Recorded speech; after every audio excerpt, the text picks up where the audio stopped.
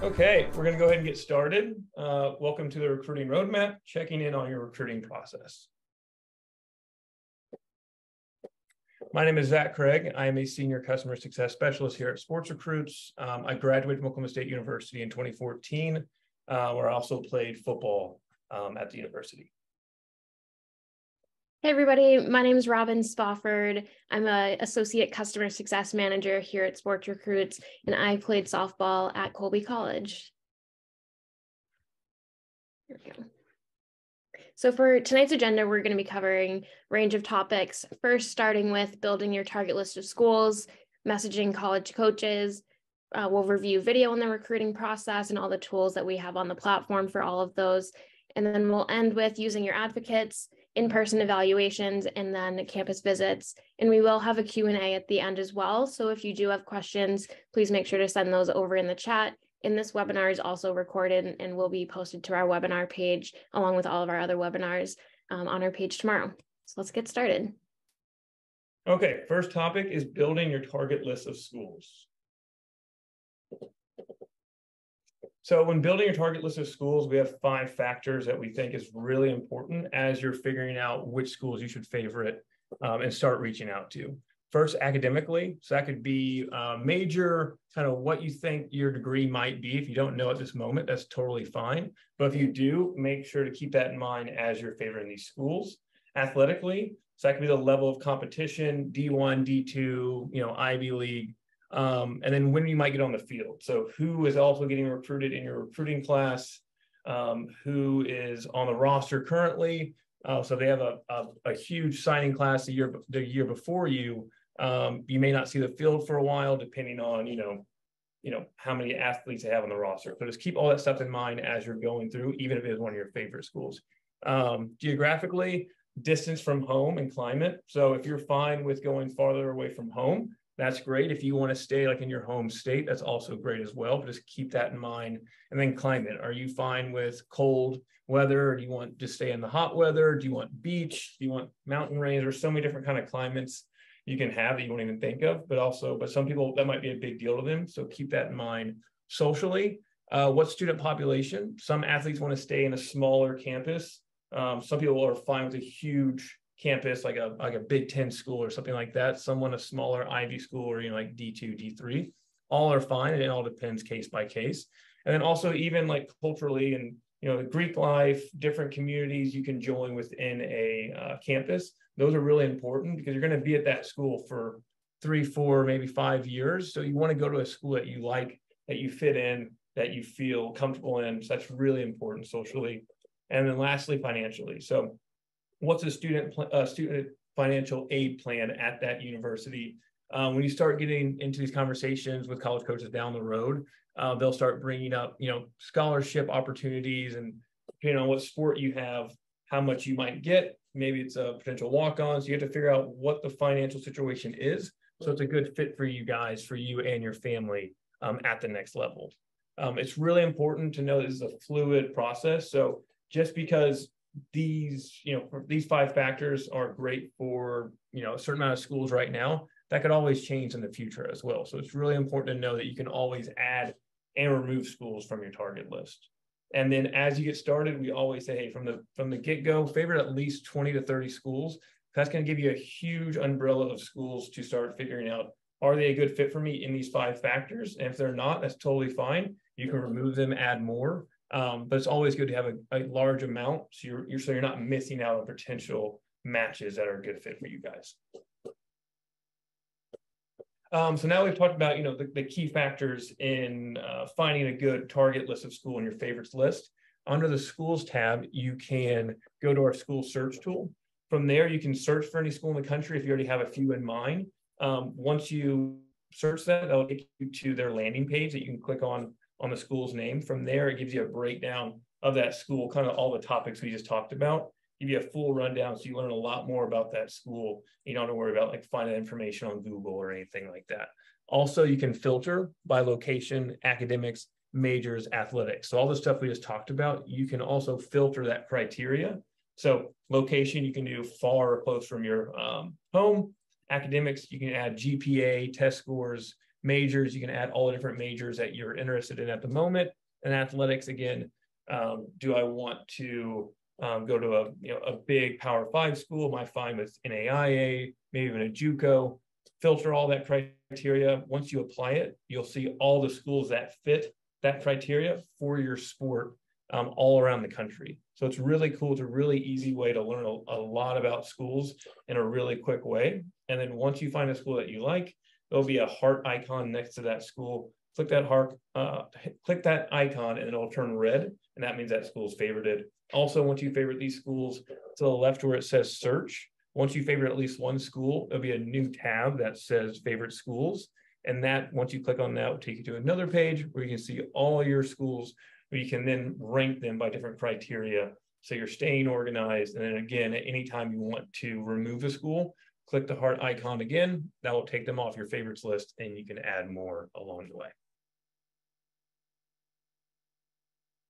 Awesome. So next we'll talk about messaging college coaches. First thing here that we have is a visual, so you can see exactly when you're allowed to contact different schools for D1, particularly on this slide, based on the different recruiting rules.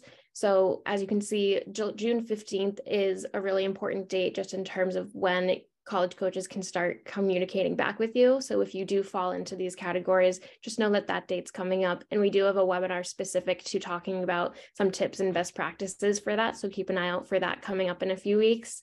But this is something that's helpful to screenshot, or, it will be available in a recording as well. But just be mindful of this information when you are reaching out and communicating with college coaches, because they may not be able to reply. Just some things that they are allowed to communicate with you are information about upcoming camps and clinics, anything like that, anything non-recruiting specific, so they can share their recruiting questionnaires. And we get a question pretty commonly, like, should you be filling out those questionnaires? And when you do have a SportsRecruits account, and the answer is yes. Whenever possible, you want to get your information into college coaches' databases. So always filling out those questionnaires, sharing your SportsRecruits profile link in those as well, whenever possible, is great too. But also another thing to know is coaches are able to communicate any feedback with you, whether you're going to their camp or clinic. They can't say, hey, we're going to promise you a roster spot if you improve XYZ skill. But they will be able to share information if you explicitly ask and follow up, and we'll talk about that in a moment. But that's just something to be aware of when you are communicating with Division I schools. So in terms of what to say to a coach, it can be really intimidating, especially in the beginning of the process. It's important to remember that, of course, college coaches are humans, but the first thing you want to start off with, just ease in, is a basic introductory message. So this, you want to make sure, is very descriptive, very informative, based on who you are. So you want to share your name, hometown, position, class year, your club, any high school information, and your advocate's contact information. You never know what the college coach is doing, so always making sure you pack in as much information as you can in a legible way. That will be super important in those introductory messages. Next thing in those is expressing your interest in the school. So we know that you're probably reaching out to, as Zach said, 10, 20, 30 schools, even more than that probably. It's important that you are making the school feel special, making sure that it's descriptive and you're being specific to the school so they know. It can be a templated email, but then you're also throwing in specific information that so they know that you're actually talking about your interest in their specific program. Other things just in that message, again, anytime you're communicating with a college coach, you want to share as much as you can. So if you have upcoming event schedule, upcoming summer schedule, you want to share the events that you'll be attending, even if you don't know the specific day of schedule yet. That's important to share in any videos as well as you wrap up your high school seasons. Having any highlight reels you want to share with them, that's also helpful to include. And we'll talk about that, but the messaging system will allow you to share your full profile. So your upcoming schedule, video, basic information can all be included in that as well. Thinking about pre-event, the best practice is messaging college coaches about 10 to 12 days before that. Whenever you do have it available, of course, you want to send it out too, but that 10 to 12 day period is about when they'll be finalizing their schedule and knowing when a college coach is going to a specific field or location for an event. So always want to make sure you're sending a follow-up introduction message saying, hey, coach, I'll be attending this event. Hope to see you there. Just making sure that they know you're attending, because of course they may have a huge list of recruits, but if you are emailing them, you're getting on their radar. And important thing to note just for that, because there's going to be a ton of different athletes at those events, making sure you're sharing important date, time information, field, opponents, anything like that, so they know where to find you. Thinking about post-event, again, sharing your basic information is important. Just always honing in and making sure they know exactly who you are will be something that you want to include. And again, following up with your interest in the program. Anytime you can do that. Excited to learn more, coach, about XYZ school. That's super critical. Just again, making sure that they know that you are interested in them and it's not just a blanket reply that you're sending out. Any upcoming events that you have in schedule and videos, again, anytime you can share that, throwing that in. And in terms of the frequency of communicating with coaches, the rule to keep in mind is that it's never too much unless it's something, you want to be aware as a person. But anytime you have a specific update that you want to share, whether it be a new schedule, new video, new test scores here, you can see updated transcripts. With it being the end of the year, it's a perfect time to follow up with them and say, hey, coach, just want to share, I got my grades in, want to make sure you're aware of this in case that affects what level band you are maybe in their recruiting process. More so just, again, remembering coaches are human. They want to get that personal touch. So congratulating the coach on a season. Maybe they made it to the playoffs. Did they have a big win that you watched? Wishing them upcoming good luck in the future, something to keep in mind. And then any updates that you have. And then, of course, you can also ask questions and things too. So a few different things. And pro tip that we have is, of course, coaches do want to hear from the student athlete. So making sure that the emails that you're sending, any communication is going through the student athlete as much as possible. Of course, knowing that down the line, maybe there are some financial conversations, some fit conversations that you want parents, guardians to be involved in. But for the most part, these early conversations should definitely be from the student athlete. Guardians definitely feel free to help out, but making sure the tone of the message is coming from them.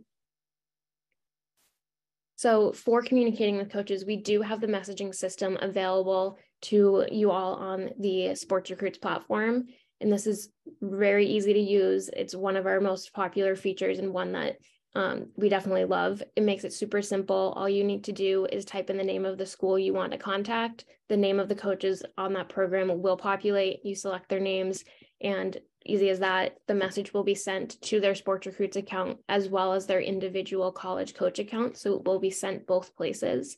And why we recommend this messaging system is, one, because that SportsRecruits link, your individual profile link that's shown at the bottom there, that is an embedded link that will direct college coaches directly to your profile. So they have access to all of your information. They can easily contact you. They can see your videos. They can see your transcript, your personal information. Everything is right there for them.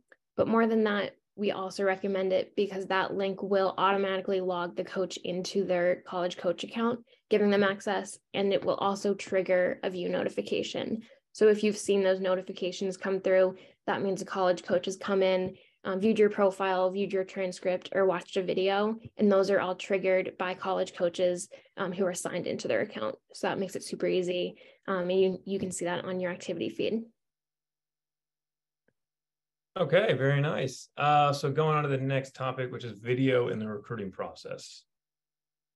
So the importance of video, first off, it's really important to have video on your profile as soon as possible, because the best way college coaches are going to evaluate you, honestly, the only way they're going to evaluate you is if you have video or if they see you in person. So if they don't have one of those two options, the chances of getting recruited by that school or that coach is very unlikely, because they have to view you and evaluate you to potentially offer you a scholarship or ask you to play for their program. So the main thing we'll talk about here is the highlight reel.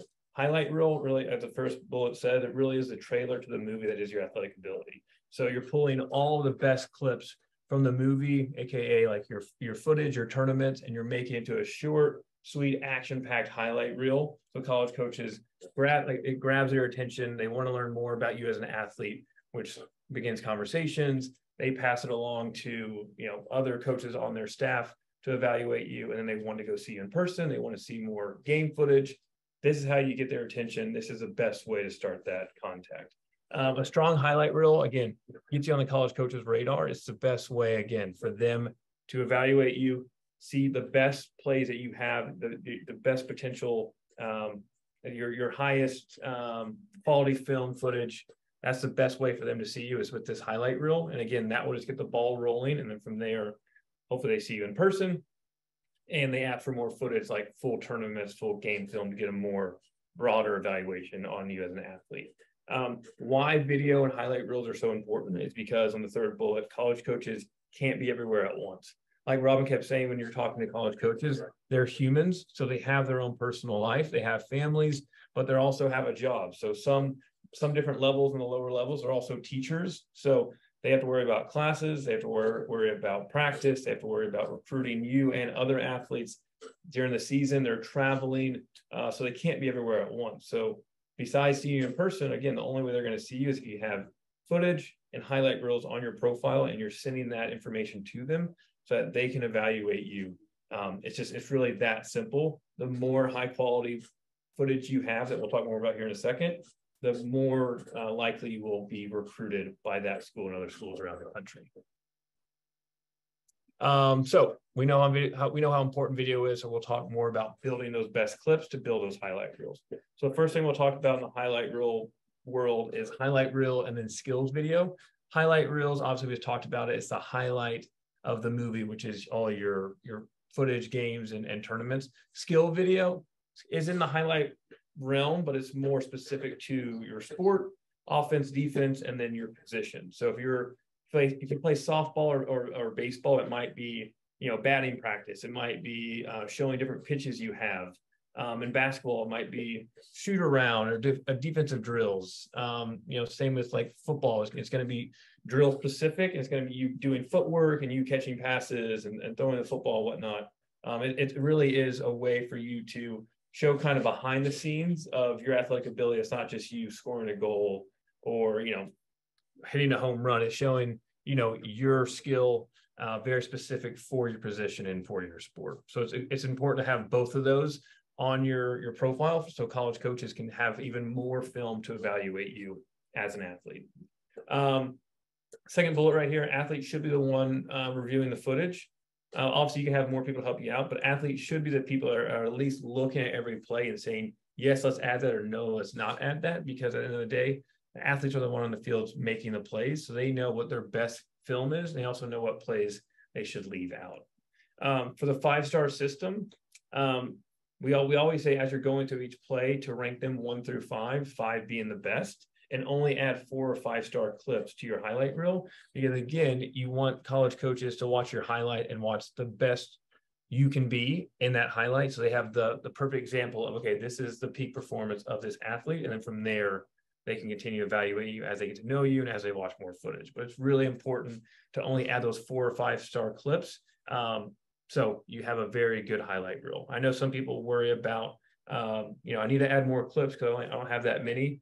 Don't force it. If you have to wait a little while, another game, another tournament, to get those additional 4 or 5 clips, in my opinion, it's definitely worth to do that. And to try to sneak in a few 3 or lower that are, it's just not going to be the best situation for you when you're trying to showcase your best performance in a highlight reel. It's really important to be honest with yourself and get a second opinion. Again, as we said, make the athlete be the first one to kind of go through these clips and kind of say, yes, let's keep this one. Yes, let's take this one out. But it's great to use your advocates, your coaches, your parents, your guardians, your friends, your teammates. They're also going to know and be able to, they know you as an athlete, be able to say, hey, I would definitely add that player. Or, hey, maybe let's give this one a little look and maybe rank it a 3 instead of a 4. We can always go back and add it later if need be. So it's really important to get that second opinion. And then, as I was talking about, hey, don't force 3 or below clips in. Short and sweet bullet right here. College coaches, they average, their average view time is a little over 3 minutes. So don't panic and say, I have to make a 5, 6, 7 minute highlight reel. College coaches, in reality, most of the time, they're not going to watch the whole thing because they just don't have the time, like I was talking about in the previous slide. So it's okay to have a 3-minute highlight reel. It's totally enough film for a college coach to say, yep, that athlete has what we're looking for, and then, start recruiting you.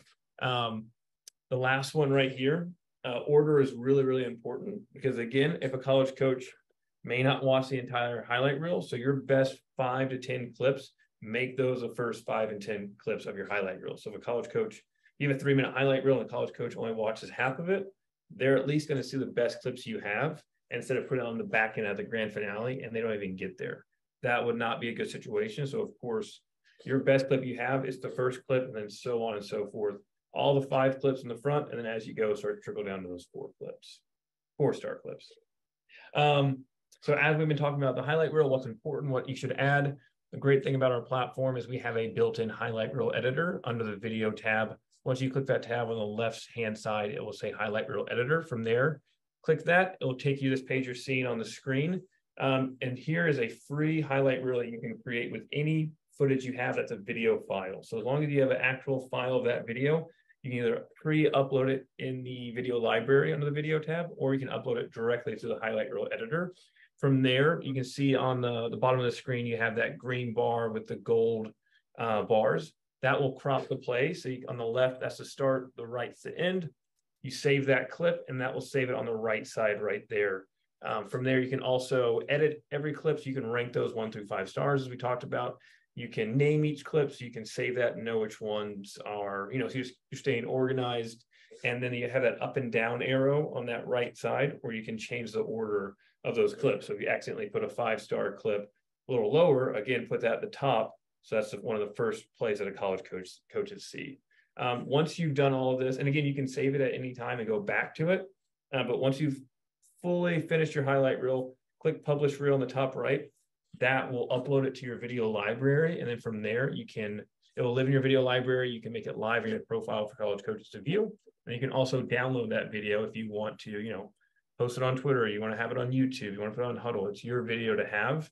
But again, the highlight reel editor is just a great way to take all your tournament game footage and make it into a highlight reel that you can immediately have, make in minutes, and then post on your profile for college coaches to view and evaluate you. Awesome. Next, we'll talk about using your advocates. So, of course, through the recruiting process, one of the most important things you can do to be successful is lean on the people around you, and those people are your advocates. So, again, keeping in mind, a lot of you have your parents, your guardians on your accounts, and that's fantastic. I'm sure a lot of you are here tonight. Just want to keep in mind that to get the full picture, college coaches will be looking for advice and information about athletes outside of the family. And for you as athletes, it's really helpful to get those perspectives to help you in your recruiting process. So athletically, if you have a club coach, a high school coach, a trainer, anyone that knows who you are as an athlete, they're there to help you. And they know your strengths. They know how you've grown over the years. They're the people to lean on to say, hey, coach, do you think I can play at the Division I level? Or, hey, coach, I want to make sure I'm getting on the field. Do you think D3 would be a good fit for me? They know you best. And those are the people to lean on to ask on the athletic side. Keeping in mind you are a student athlete, you want to keep in mind your academic advocates as well. So over the course of your high school, if there's someone in your guidance counselor office or a teacher that you can lean on as your academic advocate, there's one reason, be nice to your teachers as always, but they're there to help you and be able to help push you to say you can get into this caliber academic school, or, if you're focusing on athletics, whatever the case may be, they'll be there to be able to offer advice for what schools may be a good fit for you. And important to keep in mind, they are there to help. People just need to be asked. So making sure that you are using them, making sure you're asking questions. Hey, can you help me write a letter of recommendation? You know me the best. I would really appreciate it. And always, of course, following up with a thank you note for those people. But it's really important that they are aware of what your goals are. So having an open conversation, if you have a high school coach that's like, hey, you got to go D1, you got to go D1, but your interests lie somewhere else, just be honest with them. They want to help you with what you have in mind. And as Zach mentioned earlier, there's no right decision. It's only what's right for you. So keeping in mind that you want to pick the right fit for you and your family. Discussing your strengths and weaknesses is really crucial. So as much as you know your strengths, knowing your weaknesses and where you can improve, they're the ones who can have those candid conversations, because if you have a weakness, maybe that will stop you from getting time or getting on the field. So there are people who can be honest with you as well. And then the letter recommendation is helpful in people that you can, as we talked about earlier, people that you can perhaps loop in on an email, someone that you can share their information with to a college coach so they can call them, they can communicate and get that unbiased opinion and recommend you for their program. Awesome. Okay, so now we'll talk about in-person evaluations, camps, clinics, and prospect days. So on this slide, you'll see there's 4/5 main events we'll talk about, which is prospect day, camps, clinics, showcases, and tournaments. For prospect days, these are almost always one-day events, and the price is normally almost 100, close to 200, depending on what school you're going to, depending if it's on campus at that school, or maybe they're going to a centralized location. This is for you to get a true evaluation in front of those college coaches, but also learn about the recruiting process from the coaching staff's point of view, and also learn more about that school and that campus. So it's a good way to get some education, again, about the recruiting process and that specific school, but also get evaluation in front of those coaches, have conversations with them. So it's really good to, if that's what you want, you only want to do a one-day kind of event, prospect days are a good way to go. Camps and clinics, these are 1 to 3 days, and they're in that 200 to 800 plus range. But for these, it could be one school for a big camp, or it could be 12 plus schools. It really depends on that specific event and kind of how they're operating. This is more focused on education than evaluation. You'll still have some kind of athletic competition or drill work. You'll do something that they can still get some kind of evaluation on you, do some kind of combine of the sort. But a lot of it will be education, again, on the recruiting process, college coaches talking about their university, about their program, about the academic side, about the athletic side, NCAA eligibility number, all that stuff. That's what these are built for. So you can get really get a lot of information on this recruiting process and about college coaches and their universities, but also good evaluation and get in front of coaches' eyes again. Showcases, these are one day in the 200 to 500 plus range. These can range anywhere from a small group, 10 or under, or 80 plus. It just depends on the showcase, how big it is. If it's a nationwide showcase or it's a regional showcase. These are mostly all true evaluation, like you see 90%. This is a great place for you to get footage that you can make in a highlight reel that you can post to your profile. And it's a great way to get in front of college coaches a large amount in a one-day situation to hopefully they see you, learn about you as a person and as an athlete. And you also get some education. They'll have a couple speakers that will talk about the recruiting process, maybe talk about their programs and whatnot, and kind of how they evaluate athletes, what kind of athletes they're looking for. But at the end of the day, showcases really are about showcasing your ability and getting that good footage that you can use later on for highlight reels. And then lastly, you have tournaments. These are normally one day, but usually they're like a long weekend tournament around like a holiday or whatnot. Usually built in with club dues. If not, it's an additional fee. But these are you going with your club or with your specific team and playing against other teams to win a tournament. Obviously, as being an athlete, being a competitor, you want to win the tournament, but it's also great because, as you can see, normally there's a ton of college coaches that go to these events because they want to see as many athletes they can see at one point. And these tournaments is a great way. So they can see you compete. They can see how you react when you do good, when you do not so good.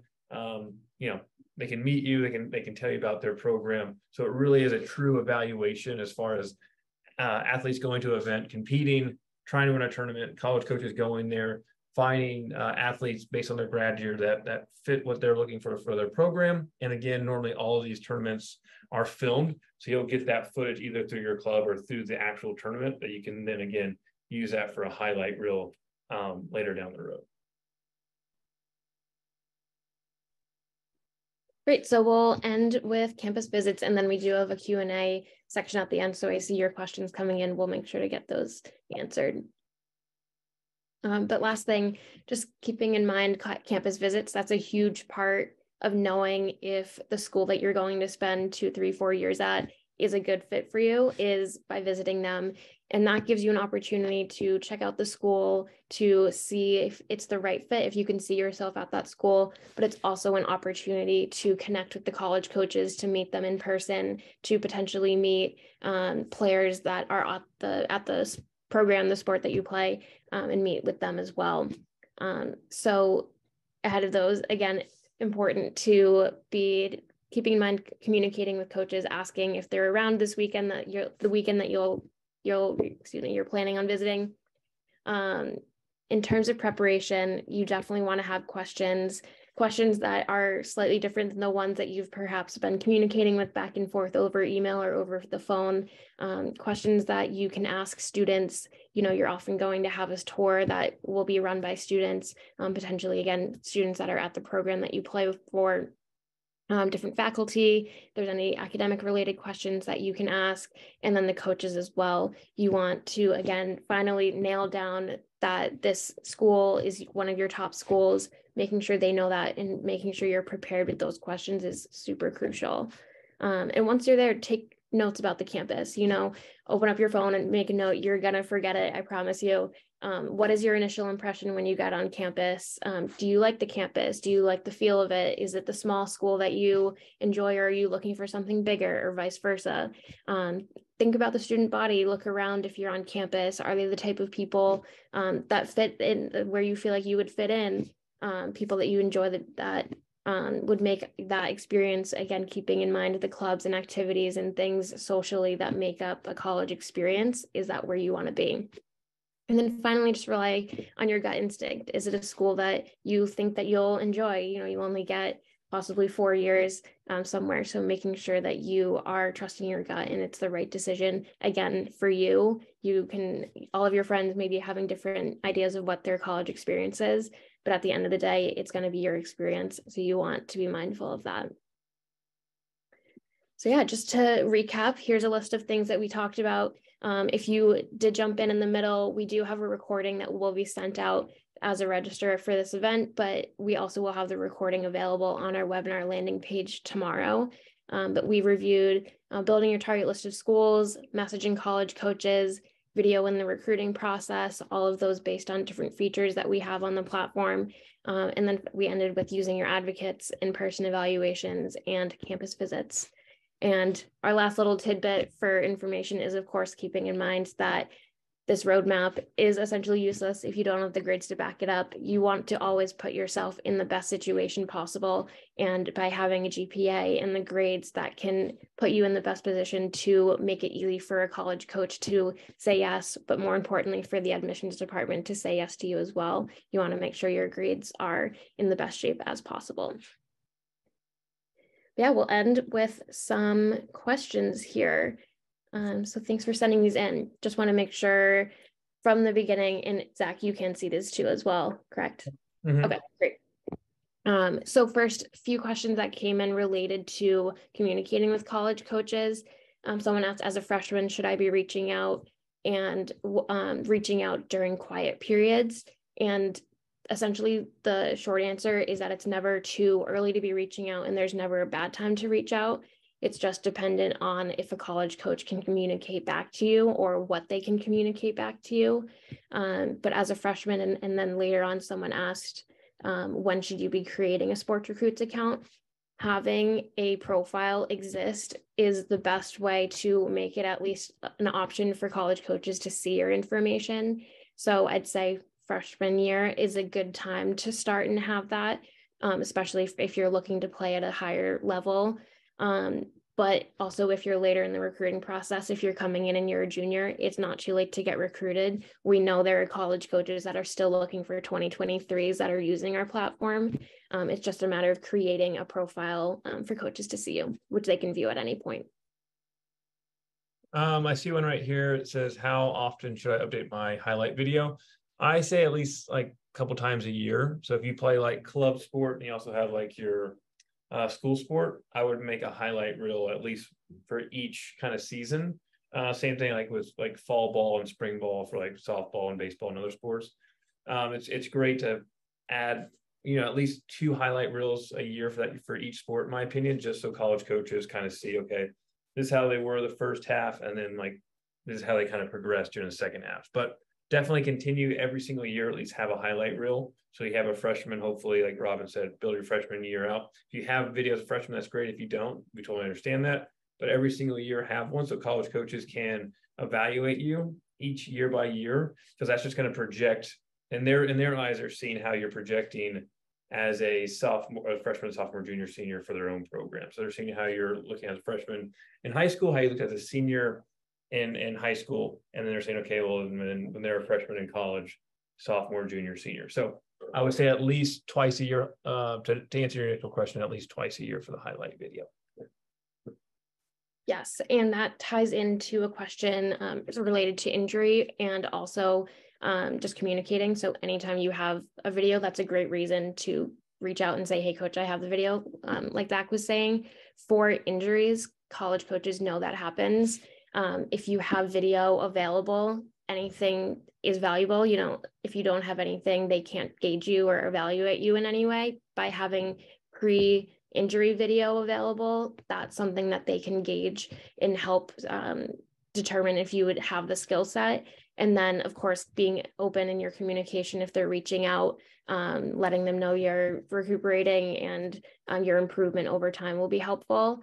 And in terms of generally, even if you don't have an injury, just over your high school career, having updated video is important so coaches can see the growth in your development. And go ahead, Zach. Oh yeah, just real quick right here. I saw one because we get this a lot, like on any webinar, like should my highlight video have music? It really doesn't matter if you guys want to have it for personal preference, it's totally fine. But at the end of the day, most college coaches are going to watch highlight videos like while they're traveling on the bus or in an office with a bunch of other coaches. So it's probably going to be on mute, so they're not being distracting to their coaches or their athletes. So you can have video if you really want it. But at the end of the day, college coaches, if I had to guess, and the coaches that I know just from like playing in college, whatnot, 99% of the time they're watching it on mute, because again, they just want to see the athlete play and kind of evaluate them from there. Yes, and highlight reel isolation effects is also a popular question. We do offer post-production professional highlight reel services. So if that's of interest, please email us. And we do have a ton of different questions here. So unfortunately, we don't have a lot of time tonight, but if you do have questions, please reach out to our team at help@sportsrecruits.com, HELP@sportsrecruits.com. If we didn't answer your question, we'll be sure to answer it over email. We're happy to help with platform questions, some of these recruiting type questions we have resources for. So please make sure to reach out to us. But thank you all for your time tonight and hanging on here for 40 minutes. We appreciate it. But like I said, help@sportsrecruits.com, and the recording will become available sometime tomorrow. But thank you all and have a good night.